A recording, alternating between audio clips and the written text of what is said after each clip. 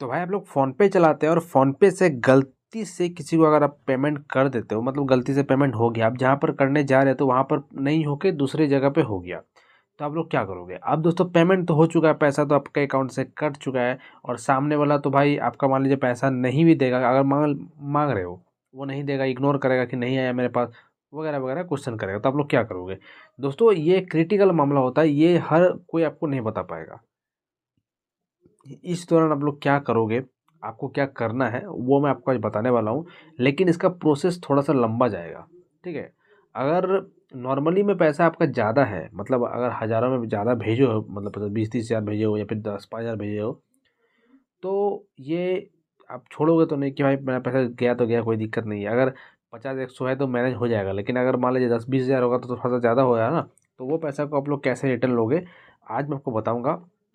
आप कितना भी भेजे हो वो वही चीज़ बता रहा हूँ आपको मैं, चाहे वो 100 रुपीज़ हो चाहे आपका 10 हज़ार हो, बात आपका सेम, सेटिंग आपका सेम।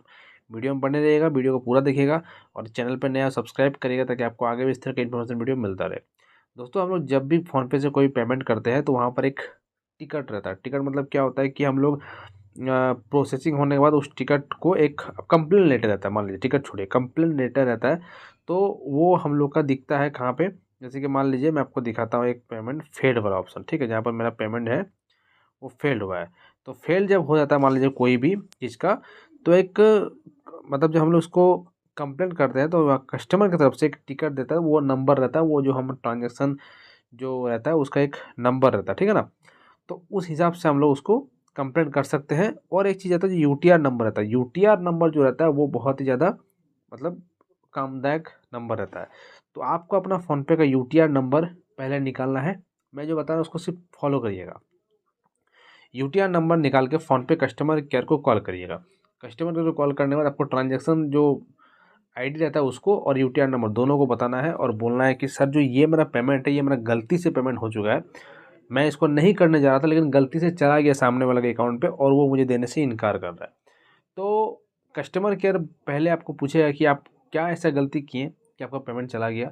ऐसे तो अक्सर नहीं होता क्योंकि जब भी पेमेंट करते हैं तो दिख जाता है, तो आप लोग बोलिएगा वगैरह वगैरह मैं कुछ जल्दी में था तो चला गया।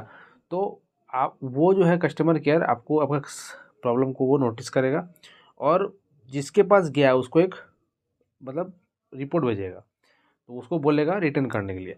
अब रिटर्न जब आपका ज़्यादा पैसा हो रहा है तो फिर उसको फ़ाइल बनेगा, आप उसको लेने के लिए एक फ़ाइल बनेगा, वो कस्टमर केयर उनको भी कॉल करेगा, फ़ोनपे तो उसका भी ऐड है, उसको भी कॉल करेगा, चाहे कोई भी हो, मतलब आपका अकाउंट से भी दे गया ना, तो कॉल करेगा और कॉल करने के बाद उसको बोलेगा।